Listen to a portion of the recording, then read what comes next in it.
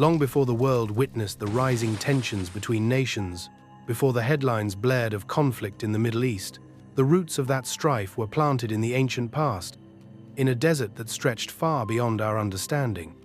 The story begins with a man named Abraham, chosen by God to carry a promise that would echo through generations, a covenant that would shape the destiny of nations. Abraham, though, had two sons: Isaac, the child of God's divine promise, and Ishmael, born of a moment of human timing. Isaac's descendants would become Israel, the nation of God's covenant. And from Ishmael came the Arab tribes, the forebears of many of the nations that would one day stand in stark opposition to the children of Isaac. The tension between these two brothers did not end with their birth. It was destined to be a tension that would span centuries, a prophetic divide that would define the fate of entire peoples. In Genesis 17:21, God declared his covenant with Isaac, but he also made a promise to Ishmael: "I will surely bless him and make him into a great nation." Though the covenant would not pass through Ishmael, the world would see the rise of a mighty nation that would one day challenge the people of Israel. The children of Isaac and the children of Ishmael were always meant to be two distinct lines, their destinies intertwined but their paths set on divergent roads. And from that moment in the desert, the stage was set for the conflict we see unfolding today. As generations passed, the descendants of Isaac would become the Israelites, who would carry with them the promise of God, while the descendants of Ishmael would form the Arab nations, their identities marked by a long history of both cooperation and conflict with Israel. The descendants of Isaac would one day build a kingdom, Israel, a land promised to them by God, a place of spiritual significance and prophetic importance. But the descendants of Ishmael, too, would rise to power, and over time, they would challenge Israel's existence. Their resentment grew as their own narrative of promise and destiny clashed with that of Israel. This tension, born in the desert, did not remain in the past. It echoed through the rise of empires, the clash of religions, and the shaping of the modern Middle East. The descendants of Isaac would create a nation that stood as a beacon of divine promise, while the descendants of Ishmael, though blessed in their own right, would struggle with their identity and destiny in the shadow of Israel's existence. The ancient seeds of conflict were planted long before the modern political landscape, and now, in the age of nations, those seeds are bearing fruit. The prophetic implications of this conflict stretch far beyond the borders of any one country, for the battle between Israel and its neighbors is not just a fight for land, but a spiritual war, a divine reckoning set in motion long ago. The story of Persia, now known as Iran, is one of remarkable paradoxes, a tale of divine favor intertwined with profound betrayal. In the annals of history, Persia stands as an empire that once played an astonishing role in fulfilling God's will for his people. It was in the heart of this vast empire, under the rule of a king named Cyrus, that God moved in a way that would alter the course of history. Cyrus, though a pagan king, was chosen by God to fulfill a divine purpose, one foretold by the prophets long before his reign. In the book of Isaiah, God calls Cyrus his shepherd, the one who would carry out his will, even though Cyrus did not know him. In Isaiah 45:1, God declares, "I will give you the treasures of darkness, riches stored in secret places, so that you may know that I am the Lord, the God of Israel, who summons you by name." This decree marked the turning point for the Israelites, who had been exiled in Babylon for decades. Their captivity seemed endless, but through Cyrus, God would bring them home. Cyrus, recognizing the power of God's will, issued an edict that allowed the Jews to return to Jerusalem, rebuild their temple, and restore their worship to the God of Israel. This act was more than a political decision. It was the fulfillment of prophecy, a moment where God used a foreign king to bring his people back to the land he had promised them. Through Cyrus, Persia was not just a conqueror of empires. It became the instrument of God's restoration. Yet, despite the divine favor that Persia enjoyed in the early stages of its rise, the empire's journey would not remain aligned with God's purposes. As the years passed and the kingdom grew in power and prestige, Persia began to shift. The very kings who had once been instruments of God's will became increasingly consumed by their own ambitions. The worship of foreign gods, the pursuit of power for power's sake, and the rejection of God's covenant began to take root in Persia. Persia, once a vessel of restoration, began to turn its back on the divine plan that had brought it to prominence. The turning away from God was gradual but inevitable. The empire that had once welcomed the Jews back to their homeland would soon become an adversary to Israel. Persia's rise, which had started as a fulfillment of divine prophecy, would eventually lead to a new chapter of opposition.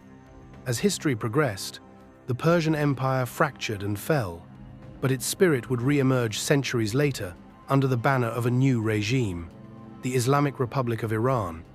The very nation that had once been a liberator of God's people was now, in its modern form, an avowed enemy of Israel, rejecting the very covenant it had once helped to restore. The story of Persia is one of divine grace and human failure, a reminder that even the nations chosen to fulfill God's purposes are not immune to the temptations of power and pride.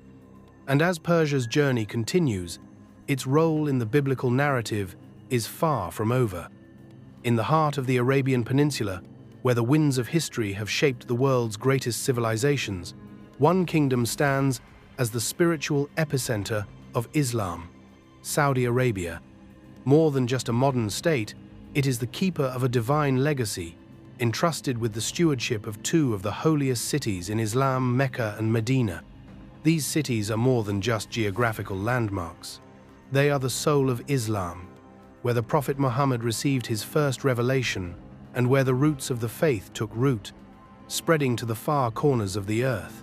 For Muslims, Saudi Arabia is not just a country, it is the gateway to their spiritual journey, the place where their faith finds its deepest expression. The rise of the Saudi kingdom is deeply entwined with the religious significance of the region. In the early 20th century, a unification movement led by Abdulaziz ibn Saud brought together the disparate tribal regions of the Arabian Peninsula, culminating in the creation of the Kingdom of Saudi Arabia in 1932. But the kingdom's true power and influence stem not just from its political unity or vast oil wealth, it is its role as the custodian of Islam's holiest sites that grants it unparalleled spiritual significance. The kingdom's responsibility over Mecca and Medina elevates it beyond mere governance. It is entrusted with guiding millions of Muslims who make the pilgrimage, the Hajj, to these cities every year, fulfilling a fundamental pillar of their faith. Mecca, with its towering Kaaba, is the very heart of Islamic worship. Every Muslim around the world, regardless of where they stand, turns toward this sacred site 5 times a day in prayer.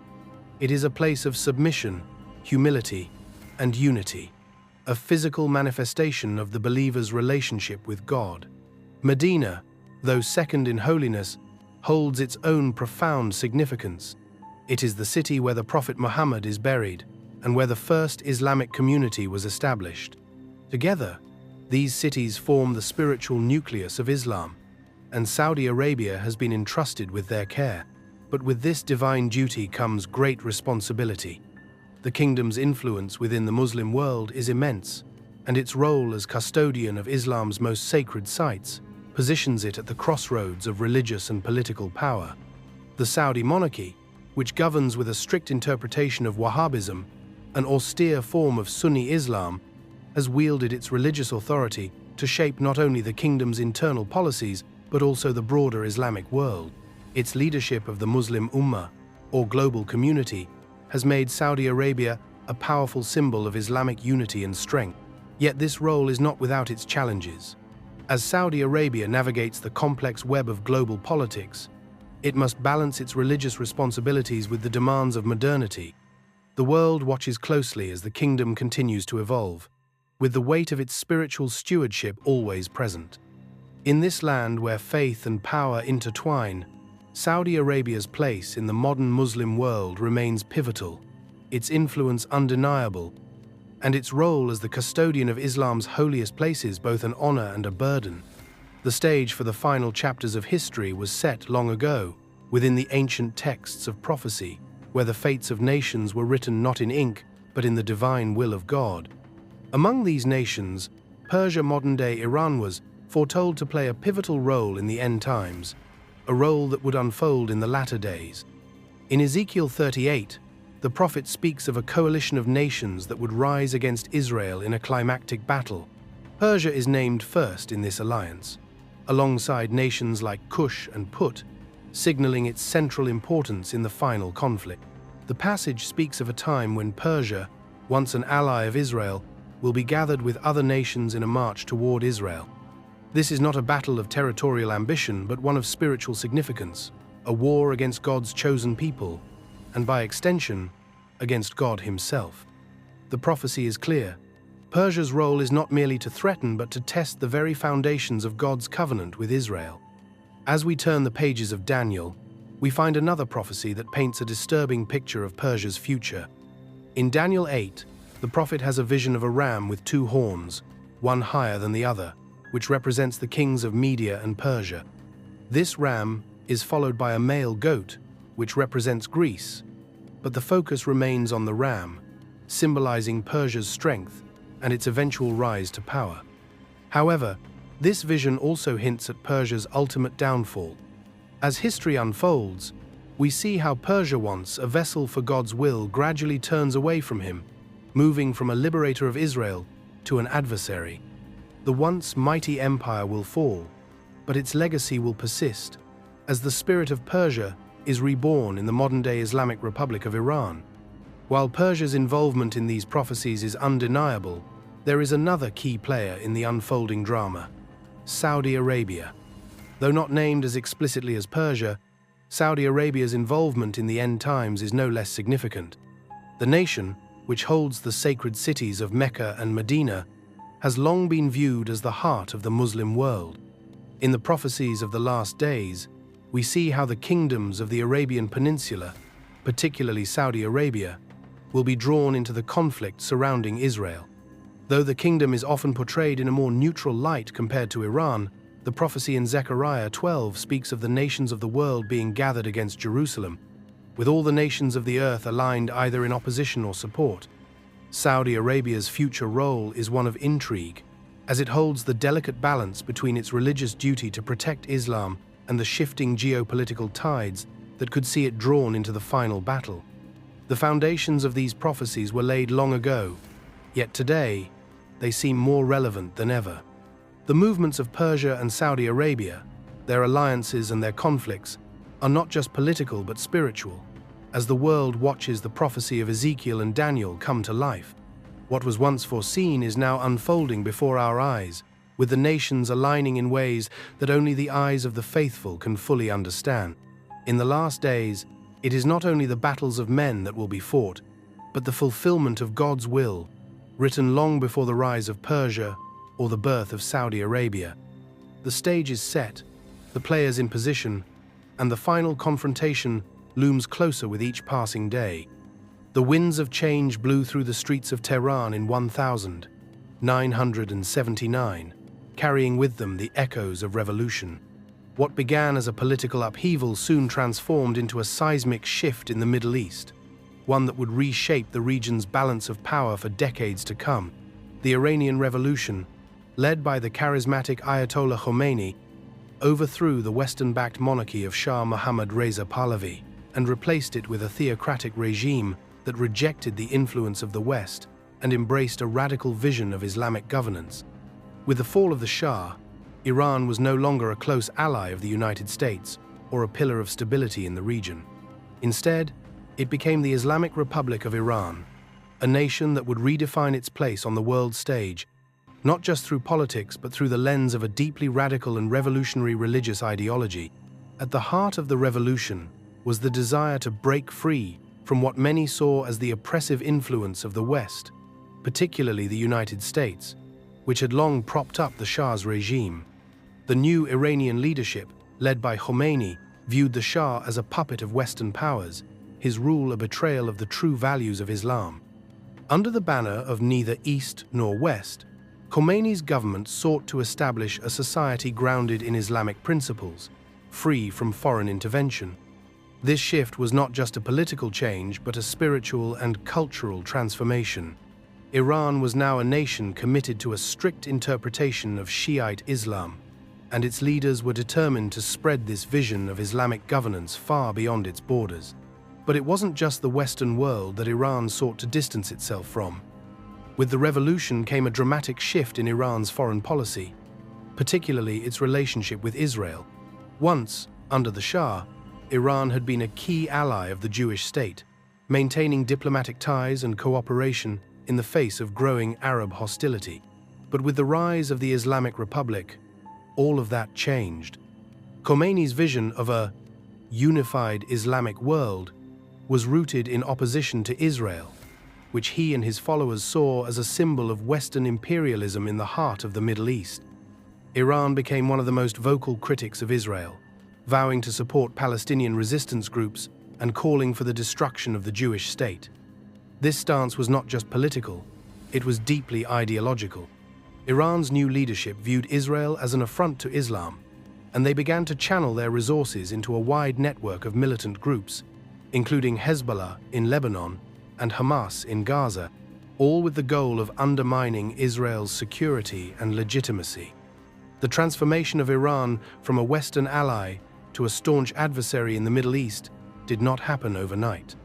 It was a gradual process, fueled by the religious fervor of the Islamic Revolution and the ideological shift that followed. But the implications were profound.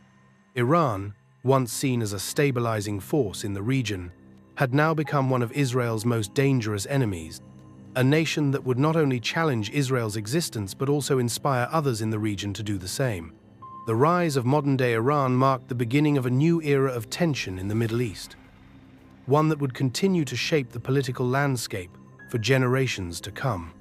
At the heart of the conflict between Saudi Arabia and Iran lies a clash not just of political power, but of deeply entrenched religious ideologies that have shaped the course of history in the Middle East. On one side, there is Saudi Arabia, the birthplace of Islam, a nation built on the strict principles of Wahhabism, an austere and puritanical form of Sunni Islam. Wahhabism, founded by the scholar Muhammad ibn Abd al-Wahhab in the 18th century, emphasizes a return to what its followers believe is the purest form of Islamane that rejects any innovation or deviation from the practices of the Prophet Muhammad and his companions. It is a rigid, fundamentalist interpretation of the faith, one that views itself as the sole true representation of Islam. The Saudi monarchy, which sees itself as the guardian of Islam's two holiest sites, Mecca and Medina, embraced Wahhabism as the state religion, shaping not only its domestic policies but its international standing. In stark contrast, Iran is the heart of Shia Islam, a branch of the faith that diverged from Sunni Islam following a dispute over the rightful succession of leadership after the death of the Prophet Muhammad. Shia Muslims believe that leadership should have passed through the Prophet's family, specifically to Ali, his cousin and son-in-law, and his descendants. This theological difference led to centuries of tension between Sunni and Shia Muslims, tensions that persist today. Iran, under the leadership of the Ayatollahs, has long held to the principles of Twelver Shi'ism, the dominant branch of Shia Islam. Twelver Shi'ism emphasizes the belief in a line of 12 imams, spiritual leaders who are believed to be divinely appointed and infallible. The Iranian government, guided by the concept of Velayat-e-Faqih, guardianship of the Islamic jurist, is a theocratic system where religious leaders wield significant political power, a stark contrast to the monarchy and the more secular orientation of Saudi Arabia. These religious differences are not merely theological, they have profound implications for the political and spiritual landscape of the region. Saudi Arabia, with its Wahhabi roots, sees itself as the leader of the Sunni Muslim world, holding a position of authority over the broader Muslim Ummah. It is a nation committed to the preservation of a strictly Sunni order, often supporting Sunni-majority countries and movements across the region. Iran, on the other hand, views itself as the champion of Shia Islam and the protector of oppressed Shia communities throughout the Middle East, from Iraq to Lebanon to Yemen. This ideological divide has fueled not only religious tensions but political and military conflicts, with each nation backing rival factions in regional proxy wars. The clash between Wahhabism and Shi'ism is more than a theological dispute. It is a battle for the soul of the Muslim world. Both Saudi Arabia and Iran seek to spread their version of Islam, each claiming to hold the key to the true faith. As the two nations vie for dominance, their rivalry has escalated into a geopolitical struggle that has shaped the politics of the entire Middle East. What began as a religious divide has become a full-scale confrontation, with each nation using its interpretation of Islam to justify its actions, whether through military support, economic power, or ideological influence. In this clash of religious ideals, the stakes are nothing short of the future of the region itself. While much of the focus on prophecy centers around the familiar nations of Israel, Iran, and the rising powers of the last days, there are lesser-known prophecies tucked within the pages of Scripture that point to the involvement of even more nations in God's divine judgment. One such prophecy, found in the book of Isaiah, weaves a complex tapestry involving Egypt, Assyria, and Israel. It is a prophecy that holds significance not only for these ancient nations but also for the modern-day powers of the Middle East, particularly Iran and Saudi Arabia. In Isaiah 19, the prophet speaks of a time when Egypt, once a symbol of bondage and oppression, will come under divine judgment. Yet, despite the devastation, there is a remarkable twist. God promises that Egypt will one day turn to him, and he will bless them, calling them my people. But the prophecy doesn't stop with Egypt. It continues to speak of Assyria, the ancient empire that once dominated the region, which will also be drawn into this divine restoration. Assyria, too, will turn to God, and together with Egypt, they will be a part of his redemptive plan. And at the heart of this triad is Israel, which will stand as a sign of God's covenant and a symbol of his power over the nations. On the surface, the nations of Egypt, Assyria, and Israel may seem far removed from the modern conflict between Saudi Arabia and Iran. But when you begin to peel back the layers of history and prophecy, it becomes clear that the lines of spiritual connection are far deeper than they first appear. Egypt, in the prophecy, can be seen as representing the broader Arab world, a region that includes Saudi Arabia, and the same judgment that falls upon Egypt in Isaiah's vision is symbolic of a future reckoning for the nations that oppose God's covenant. In this context, Saudi Arabia's religious significance and its political role in the Middle East are brought into sharp focus. The kingdom, despite its central role in the Muslim world, is not exempt from the divine plan and the coming judgment that is described in Isaiah's words. Then there is Iran, the modern-day successor to ancient Assyria, a nation that has long been seen as a power bent on defying God's will. Iran, whose religious and political ideology stands in stark opposition to Israel, plays a key role in the ongoing spiritual battle that is foretold in Scripture. Like Assyria, which was once a force of destruction, Iran stands today as a nation that seeks to undermine Israel's very existence.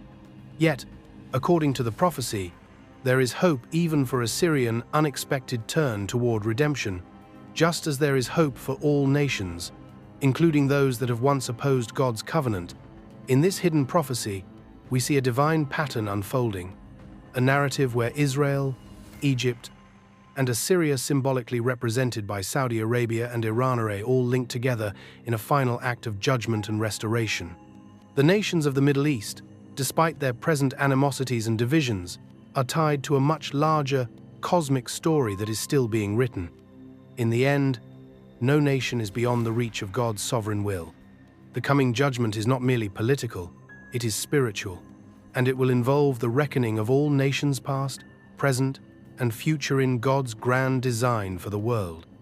Saudi Arabia's position in the Middle East is nothing short of strategic, a land of vast deserts and rich oil reserves that has become a key player in the geopolitics of the modern world.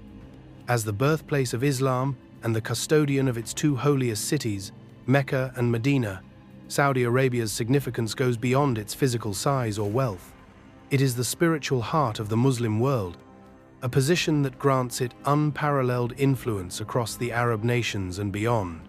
Yet, Saudi Arabia's role on the world stage is equally defined by its geopolitical maneuvers, alliances, and its complex relationship with both the West and its regional neighbors, particularly Iran. Historically, Saudi Arabia has been one of the closest allies of the United States in the Middle East. This alliance, born out of shared interests in oil, security, and countering Soviet influence during the Cold War, has endured for decades. The kingdom's vast oil reserves have provided the West with a reliable energy supply, while its strategic location has positioned it as a stabilizing force in a region often teetering on the brink of conflict.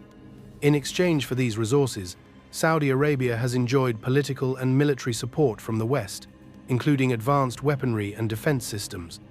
This partnership has shaped not only the kingdom's foreign policy, but also its role in shaping regional conflicts and balancing power in the Middle East. Saudi Arabia's influence stretches beyond its borders, particularly within the Gulf Cooperation Council, GCC, a political and economic alliance that includes several of the wealthiest nations in the region. The kingdom has long been seen as the leader of the GCC, a bloc of nations united by shared economic interests and a commitment to stability in the face of growing external threats. Saudi Arabia's leadership has played a pivotal role in managing the tensions within the Gulf, especially when it comes to navigating the delicate balance between its allies and its regional adversaries. At the heart of these tensions is Iran, Saudi Arabia's most significant rival in the region. The kingdom views Iran as a destabilizing force, particularly under the leadership of the Islamic Republic, whose expansionist policies and nuclear ambitions have raised alarms in Riyadh. Saudi Arabia has long seen Iran's influence as a direct challenge to its own power and the stability of the Gulf. Iran's growing military presence in Yemen, Iraq, Syria, and Lebanon, through proxy groups like Hezbollah and the Houthis, has further fueled Saudi concerns. In recent years, the kingdom has taken a strong stance against Iran's nuclear program, fearing that a nuclear-armed Iran would tip the balance of power in the region and embolden Tehran to act with even greater aggression. Saudi Arabia's opposition to Iran's nuclear ambitions has been steadfast, with the kingdom pushing for tougher international sanctions against Iran and supporting efforts to prevent Tehran from obtaining nuclear weapons. While Saudi Arabia has been careful not to directly confront Iran militarily, it has made clear its willingness to take action if necessary, even considering the development of its own nuclear weapons as a countermeasure. The rivalry between the two nations is not just a matter of military might, but also of ideological differences. Saudi Arabia, with its Sunni Wahhabism, stands in stark contrast to Iran's Shiite theocracy. This religious divide has deepened the animosity between the two powers, with both nations vying for regional dominance and influence over the Muslim world. In the face of these challenges, Saudi Arabia's role as a regional leader is more critical than ever. The kingdom's alliances, both with the West and within the Gulf, and its stance on Iran's nuclear ambitions will continue to shape the future of the Middle East.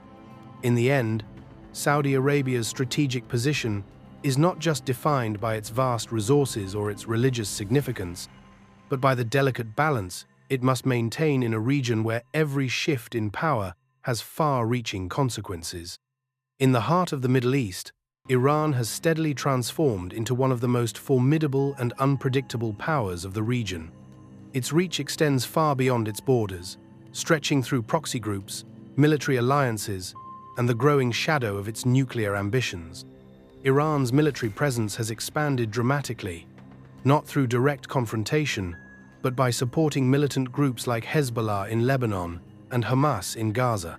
These groups, backed by Iranian funds, training, and weaponry, have become extensions of Tehran's will, using asymmetric warfare to destabilize the region and challenge Israel's security.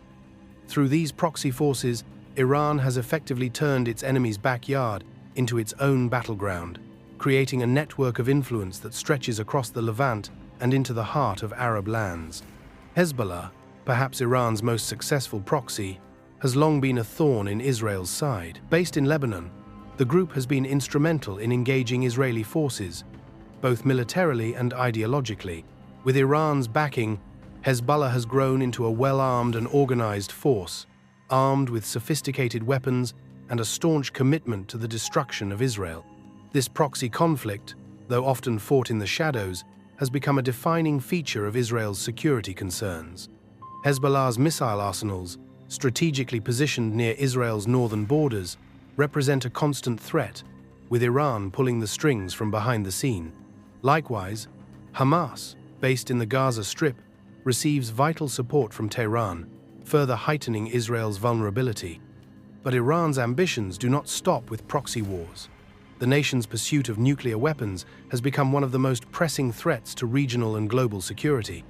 The Iranian nuclear program, which Iran insists is for peaceful purposes, has been met with suspicion and fear by its neighbors, particularly Israel and Saudi Arabia.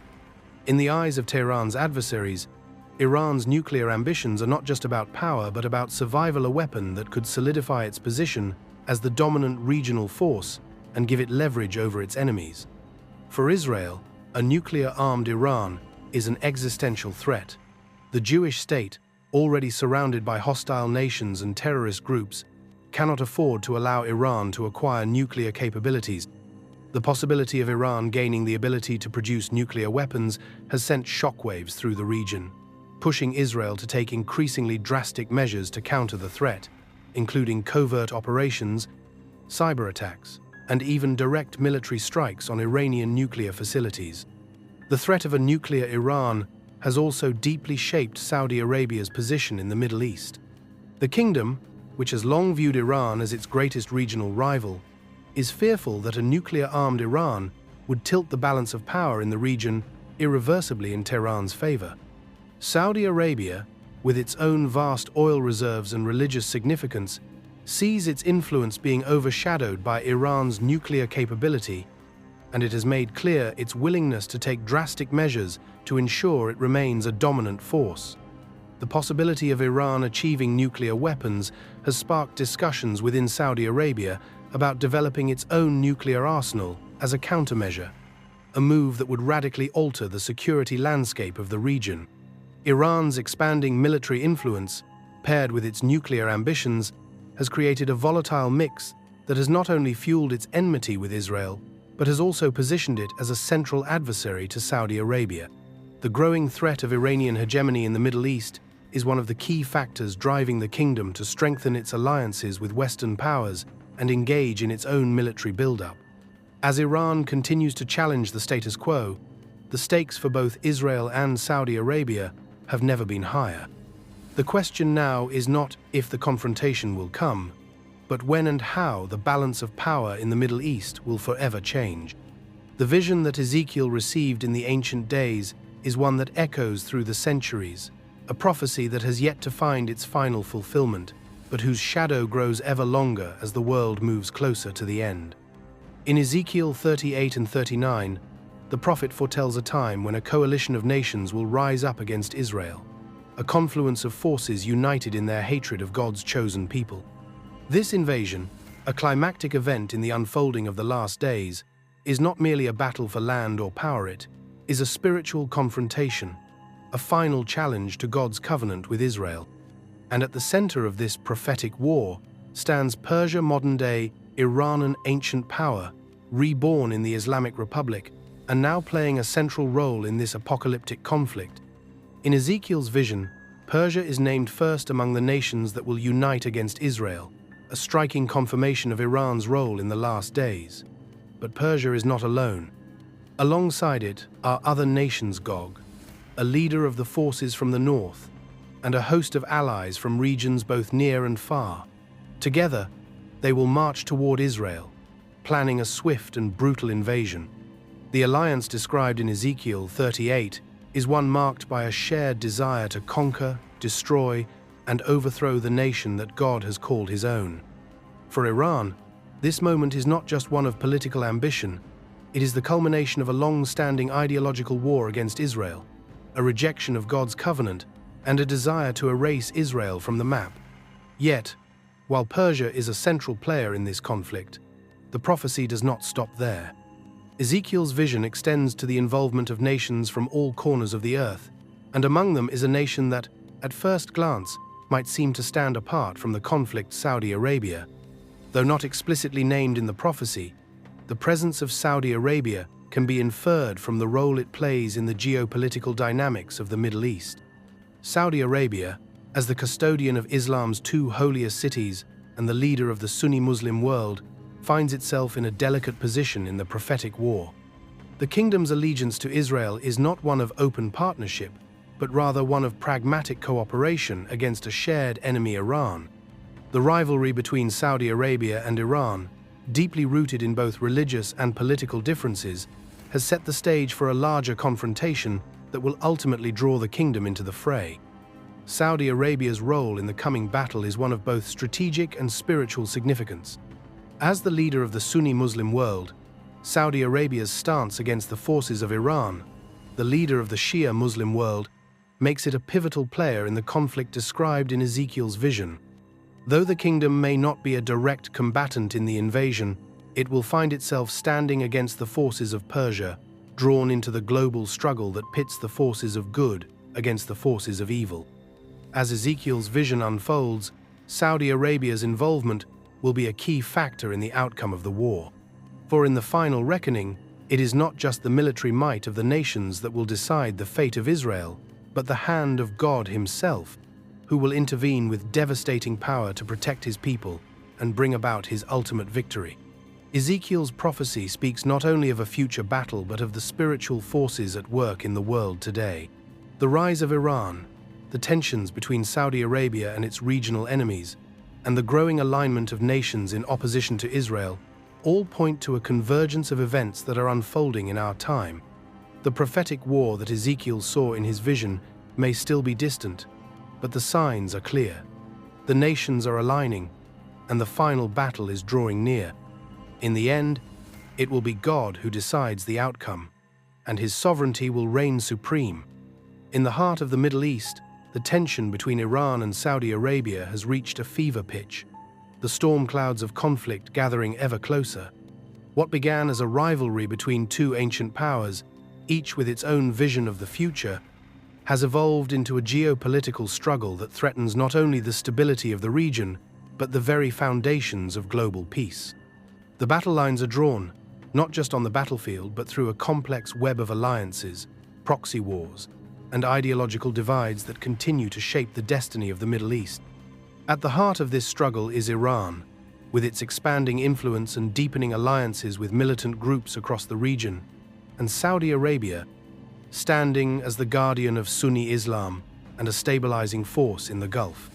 The competition between the two powers is not just a matter of political or military strength, it is a battle for the soul of the region, a war for dominance over the Muslim world. Iran, under the leadership of the Islamic Republic, has embraced its role as the champion of Shia Islam, using its vast network of proxies to extend its influence across the Middle East. From Hezbollah in Lebanon to militias in Iraq and Syria, Iran has created a powerful sphere of influence that stretches from the Mediterranean to the Persian Gulf. But perhaps nowhere is this rivalry more evident than in the ongoing proxy wars in Yemen and Syria, where the fate of entire nations hangs in the balance. In Yemen, Iran has supported the Houthi rebels in their fight against the Saudi-backed government, turning the country into a battleground where the forces of Iran and Saudi Arabia clash indirectly but violently. The war in Yemen is a microcosm of the larger regional struggle, a conflict that sees Iran pushing to expand its influence while Saudi Arabia fights to maintain its dominance and protect its borders. The humanitarian cost of this war has been catastrophic, with thousands of lives lost. But for Iran and Saudi Arabia, it is more than just a regional skirmish. It is a contest for the future of the Arabian Peninsula, a battleground where the ideological and political differences between the two nations are played out with devastating consequences. Syria is another arena where the forces of Iran and Saudi Arabia face off.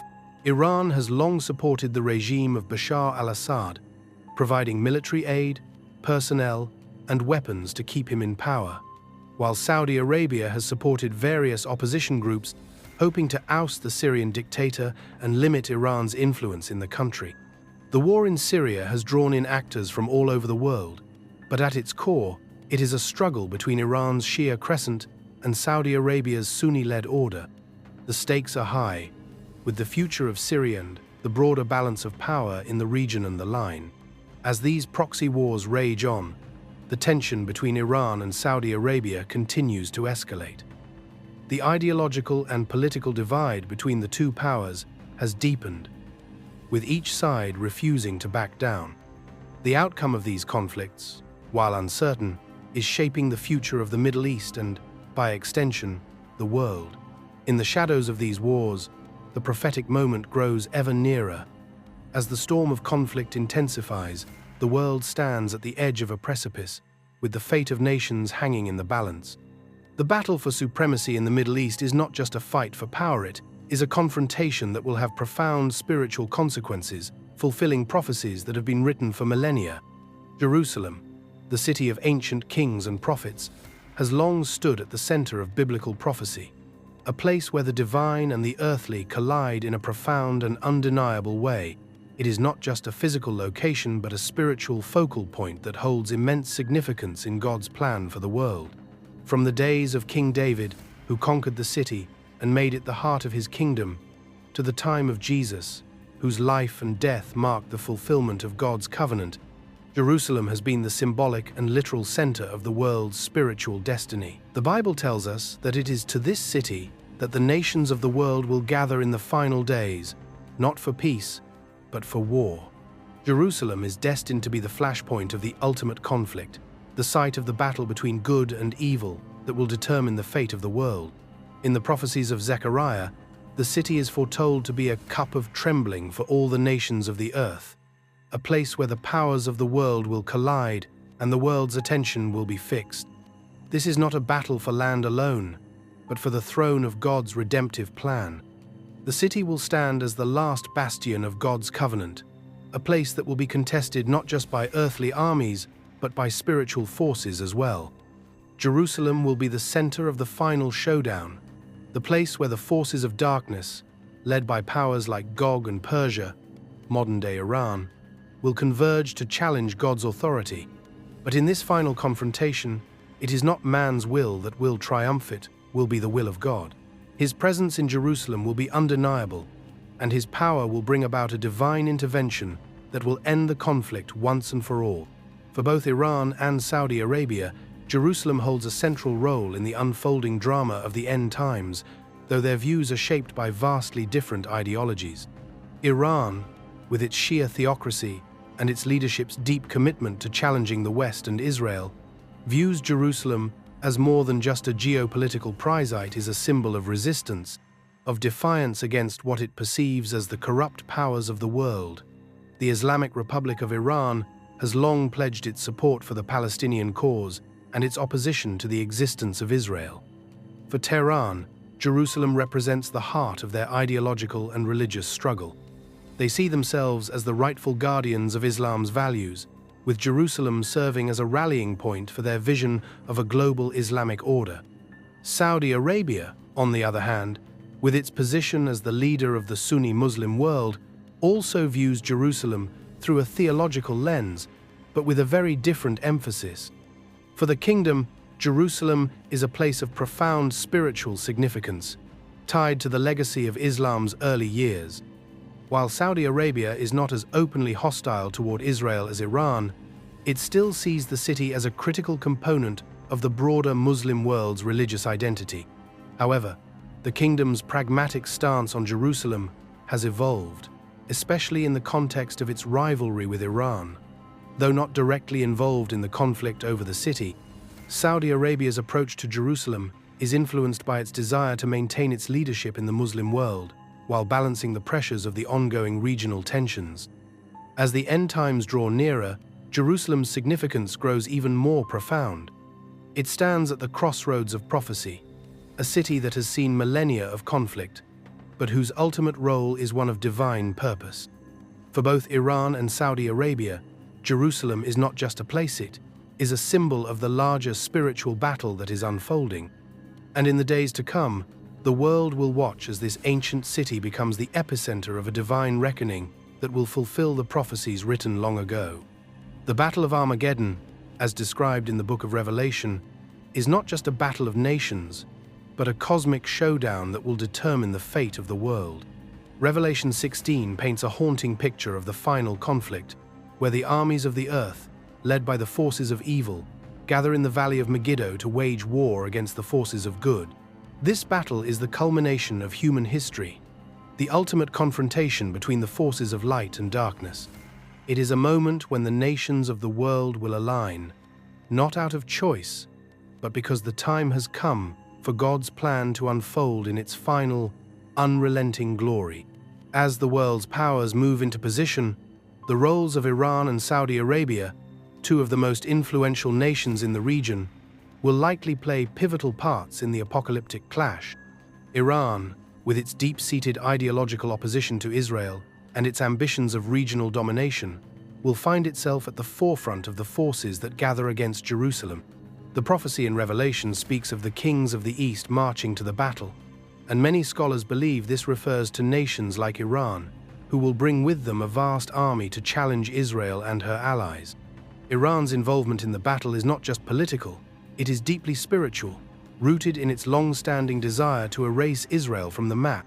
The Islamic Republic, driven by its vision of a united Muslim world under Shia leadership, will see Armageddon as the final stage of its quest to challenge the forces of Zionism and Western imperialism. Iran's proxies, from Hezbollah in Lebanon to the Houthi rebels in Yemen, will likely rally under the banner of Tehran, marching toward the battlefield with one singular goal: the defeat of Israel. On the other side, Saudi Arabia, with its leadership of the Sunni Muslim world, will find itself drawn into the conflict, albeit from a different stance. While not explicitly named in Revelation, the kingdom's geopolitical and religious position places it at the heart of the coming struggle. Saudi Arabia, as the custodian of Islam's holiest sites, has long been a stabilizing force in the region. However, the rivalry between Saudi Arabia and Iran, coupled with its alliance with the West and Israel, will push the kingdom into a corner. While the kingdom may not be directly aligned with Israel in the battle, it is likely that Saudi Arabia, driven by both ideological and strategic considerations, will support Israel's defense against the forces of Iran. The kingdom's role will be one of crucial importance, as it will determine whether the balance of power tips in favor of the forces of evil or God's divine intervention. As the armies of the world converge on Megiddo, the battle will transcend military might. It will be a spiritual war, where the forces of evil, led by nations like Iran, will seek to destroy the covenant of God's people, and the forces of good, including Israel, will stand firm in the face of annihilation. This confrontation, foretold for thousands of years, will ultimately end not with human victory, but with divine intervention. Revelation 19 tells us that Christ himself will return, his glory shining brighter than the sun, and he will bring about the final judgment, casting down the forces of darkness. The Battle of Armageddon will not be a war between nations alone. It will be the defining moment in human history, where the will of God triumphs and the world is made right once and for all. As the world hurtles toward the climax of history, the role of God in the end times becomes ever more central. The Bible paints a vivid picture of a sovereign God who, from the beginning, has been orchestrating the events of human history toward one final, decisive moment. His intervention in the affairs of nations will not merely be a matter of political maneuvering or military might. It will be a cosmic judgment that transcends the scope of human understanding. The final war, the Battle of Armageddon, is not a war between mere men or nations, but between the forces of good and evil. And in this final confrontation, God's sovereignty will be unmistakable. His hand will guide the events, and his judgment will fall upon the nations in ways that will echo through eternity. In the prophetic vision described in Revelation and other parts of Scripture, we see God as the ultimate judge, who determines the fates of nations and brings them to account for their actions. The forces that gather against Israel, led by nations like Iran and Saudi Arabia, may appear powerful, but they are nothing more than instruments in God's divine plan. Their actions, their rise to power, their defiance of Israel, are all allowed by God, but only for a time. The Bible tells us that in the final days, God will pour out his judgment upon the nations, and none will escape his wrath. This judgment will be swift, thorough, and final, for it will be the moment when God sets all things right. For Iran, The consequences of its actions will be severe. The nation, which has long been a thorn in Israel's side, will not go unpunished. In Ezekiel 38, Persia, modern-day Iran, is named as a central player in the coalition that will come against Israel. Iran's deep-seated opposition to Israel, fueled by its desire to spread its brand of Shia Islam and challenge the power of the West, will ultimately bring it into conflict with God's will. In the final judgment, Iran's role in the rebellion against God's people will be met with devastating consequences. Just as Persia once played a role in the restoration of Israel, so too will it face destruction in the end times for its defiance. Saudi Arabia's fate is more complex, yet equally significant in the divine narrative. As the custodian of Islam's holiest cities, Saudi Arabia has long held a position of great influence in the Muslim world. The kingdom, with its vast resources and strategic alliances, will play a pivotal role in the final conflict. While it may not be as direct a combatant as Iran, Saudi Arabia's stance will be critical. Its alliance with the West, its tacit cooperation with Israel, and its rivalry with Iran will draw it into the final battle. But the kingdom will not escape the judgment of God.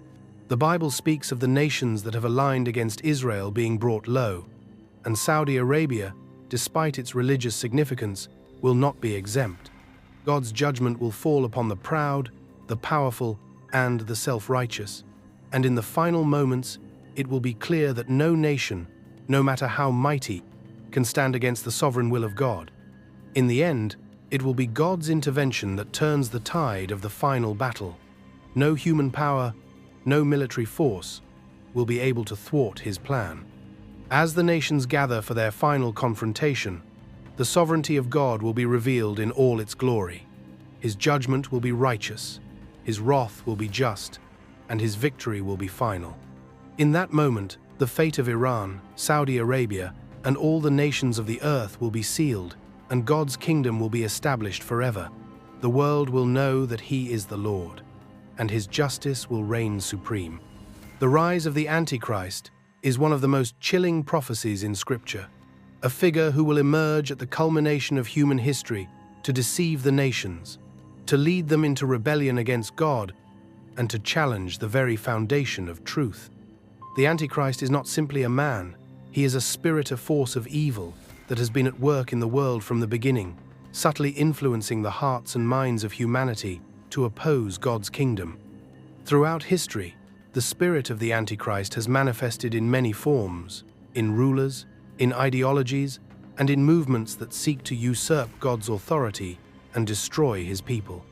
As the end times draw nearer, we see that the rise of the Antichrist is not a singular event but the culmination of a long spiritual battle, one in which nations like Iran and Saudi Arabia play a significant, though often hidden, role.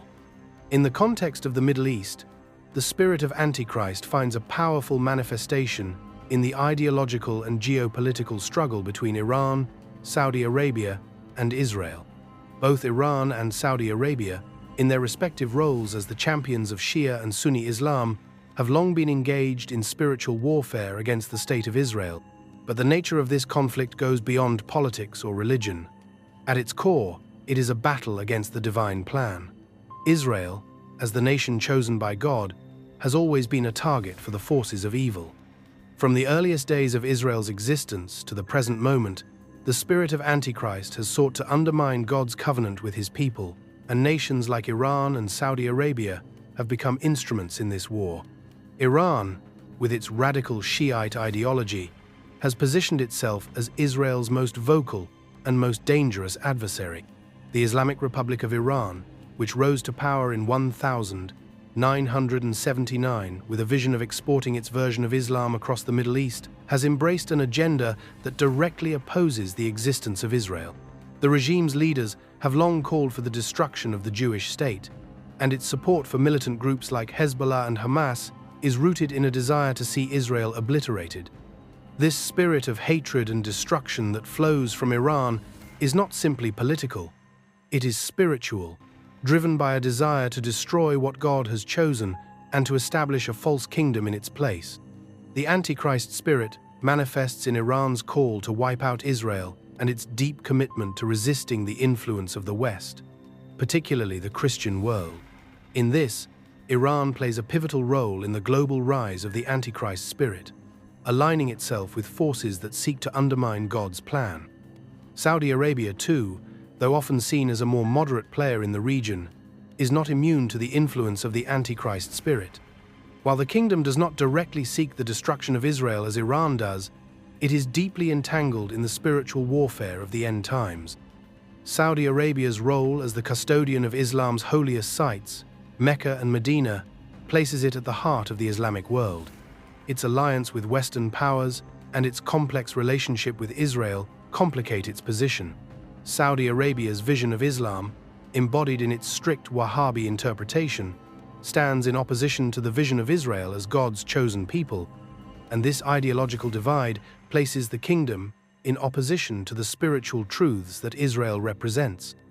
While Saudi Arabia may not openly align with the forces of the Antichrist in the same way as Iran, its actions and policies have contributed to the spiritual conflict that surrounds Israel. Both Iran and Saudi Arabia, in their pursuit of power, influence, and religious domination, embody the spirit of Antichrist in different ways. Iran's militant anti-Israel stance and its support for violence against the Jewish state are clear manifestations of this spirit. Saudi Arabia's complex role, balancing its position as a leader of the Sunni Muslim world with its delicate relations with Israel and the West, places it in a position of spiritual tension. Together, these two nations contribute to the larger narrative of spiritual warfare, aligning against Israel in ways that fulfill the prophecy of the Antichrist's rise. As the end times approach, the world will witness the convergence of these forces, and the true nature of the spiritual battle will be revealed for all to see. As the final moments of this age unfold, the Bible paints a somber yet hopeful picture of what is to come. Throughout the prophetic writings, we are shown a world in turmoil, nations rising and falling, empires collapsing, and the forces of darkness seemingly gaining ground. But amid the chaos, there is one unshakable truth. The end of this age will not be determined by the powers of this world, but by the sovereign will of God. The fate of the nations is already sealed in the divine plan, and though the struggle may appear insurmountable, the ultimate victory belongs to Christ. His return will bring an end to the wars, the hatred, and the suffering that have defined human history. The fall of Persia, or modern-day Iran, is one of the most significant events foretold in the final chapters of history. In the prophecies of Ezekiel, we see that Iran, Persia, will be a key player in the end-time conflict, aligning with other nations in a final attempt to destroy Israel. However, the prophecy makes it clear that Persia's rise to power will not be permanent. In the end, the forces that have gathered against God's people will face judgment. Persia, along with the other nations that oppose Israel, will fall under the weight of divine retribution.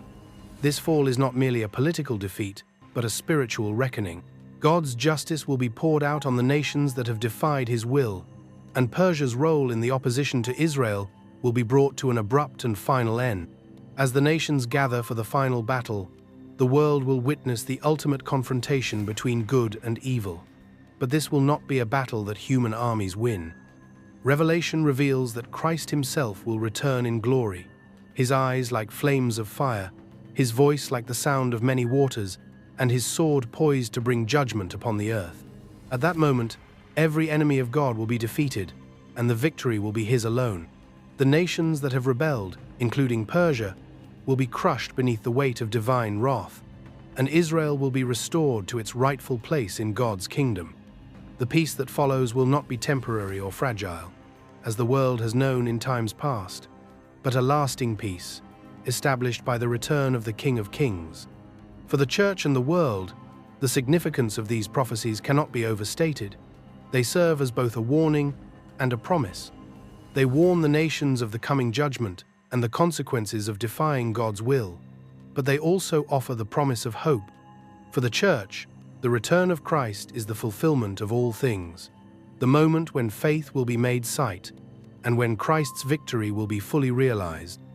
In the midst of the tumultuous times that lead to his return, prophecy serves as a guiding light, reminding believers that God's plan is unfolding just as He has said it would.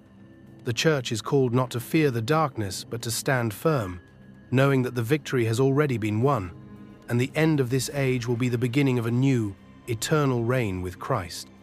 As we await that glorious day, the words of prophecy serve as both a comfort and a challenge, urging us to remain faithful and to live in the hope of the coming kingdom. In the midst of the rising tensions between Saudi Arabia and Iran, a conflict that stretches beyond borders and ideologies, Christians are called to recognize the gravity of the moment and the pivotal role they play in the unfolding of prophecy. The spiritual battle that rages between these two nations is not just a political struggle, it is part of a larger cosmic conflict, one that reaches into the very heart of God's plan for Israel and for the world. As believers, we are not called to passively observe, but to actively engage in prayer, interceding for the peace of Jerusalem and for the safety of God's people, knowing that the fulfillment of God's divine will hinges on the obedience and faithfulness of His church. The conflict between Saudi Arabia and Iran is more than a regional power struggle. It is a battle of ideologies and worldviews. Iran, with its militant Shia agenda, stands in direct opposition to Israel's existence, while Saudi Arabia, with its Sunni leadership, must navigate the delicate balance between maintaining its position in the Muslim world and aligning itself with Israel against the threat of Iranian expansion. As the nations of the Middle East shift their alliances and pursue their own ambitions, the fate of Israel hangs in the balance. Jerusalem, the city of God, stands at the epicenter of this storm, and it is here that the final confrontation will take place. Christians are called to pray not only for the peace of Jerusalem, but for the protection of Israel. The Bible commands us to pray for the peace of this city, for it is the place where God's name resides, the place where His promises are being fulfilled. In Psalm 122:6, we are told, "Pray for the peace of Jerusalem. May those who love you be secure." This is not just a command for the times of peace, but especially for the moments when the world's attention is fixed on the turmoil surrounding this sacred city. As Christians, we must stand in the gap, interceding for the safety of Israel and praying that God's protective hand will shield His people from the growing threats that surround them. At the same time, we are called to pray for the fulfillment of God's divine will. His plan for Israel is not just about the preservation of a nationite, it is about the establishment of His kingdom, a kingdom that will bring peace, justice, and righteousness to the earth. As believers, we must align our hearts with God's purposes, asking that His will be done on earth as it is in heaven. We must trust that, though the storm clouds may gather, the victory belongs to God, and His plans will not be thwarted by the powers of darkness. In this time of escalating tension, Christians must also take action. Prayer must be coupled with boldness to stand for truth, to speak out against injustice, and to support those who are being persecuted for their faith. The spiritual battle in the Middle East is not a distant reality. It is one that impacts us all. As we pray for Israel's safety and for Jerusalem's peace, we must also live with the understanding that God is calling His church to be a light in the darkness, to be faithful in prayer, and to actively participate in the advancement of His kingdom. In the end, the call to prayer is not just a passive act, but one that invites us to join with God in His divine purposes for the world, trusting that He is faithful to bring about the fulfillment of His promises. As the world trembles under the weight of conflict and uncertainty, there remains a resounding truth that stands firm amidst the chaos. God's kingdom will come, and with it, an eternal peace that will surpass all understanding. The fulfillment of prophecy is not a distant hope, it is a certainty, a promise etched into the very fabric of Scripture. Christ, the King of Kings, will return, and with His return, He will establish a kingdom that will never end. In the face of nations like Iran and Saudi Arabia, who vie for power and dominance, the ultimate victory belongs not to any earthly empire, but to God's covenant, a covenant that will stand forever. The final triumph is not one achieved through military might or political maneuvering. It is a victory won by Christ Himself, whose sacrifice on the cross secured the redemption of all who believe in Him. As the nations gather and the forces of darkness seem to rise, We must remember that the story does not end with the destruction of these powers, but with the establishment of God's eternal reign. The prophecy that foretells the rise of kings and kingdoms, their battles, and their ultimate fall is a reminder that no earthly power, no matter how great, can stand against the sovereignty of God. Whether it is the forces of Persia, modern-day Iran, the leaders of Saudi Arabia, or any other nation that opposes God's plan, all will ultimately bow before the authority of Christ. In the final days, when the world is gripped in conflict and confusion, Christ's return will bring clarity, righteousness, and justice. The King will return in glory, not as a humble servant this time, but as the reigning ruler of the heavens and earth. He will bring judgment, yes, but also restoration. The promise of peace will be realized, not in the fleeting resolutions of human politics, but in the eternal reign of Christ, where there will be no more tears, no more war, and no more pain. The kingdom of God will be a place where His will is done perfectly, where justice flows like a river, and where every promise made to His people will be fulfilled. For believers, this is the ultimate hope, the assurance that no matter how dark the days may seem, God is working out His plan, and in the end, all things will be made right. While the kingdoms of this world rise and fall, the kingdom of God stands unshaken, eternal, and indestructible. The nations will come and go, but God's covenant, sealed through Christ, will endure forever. The victory is already won, and it is through this lens of hope that Christians are called to live, looking forward to the return of Christ and the establishment of His kingdom. It is a kingdom that will usher in the final triumph over all earthly powers, including those who oppose Israel and the plan of God. And in the end, the kingdom of God will reign supreme, a kingdom where peace and righteousness reign for all eternity.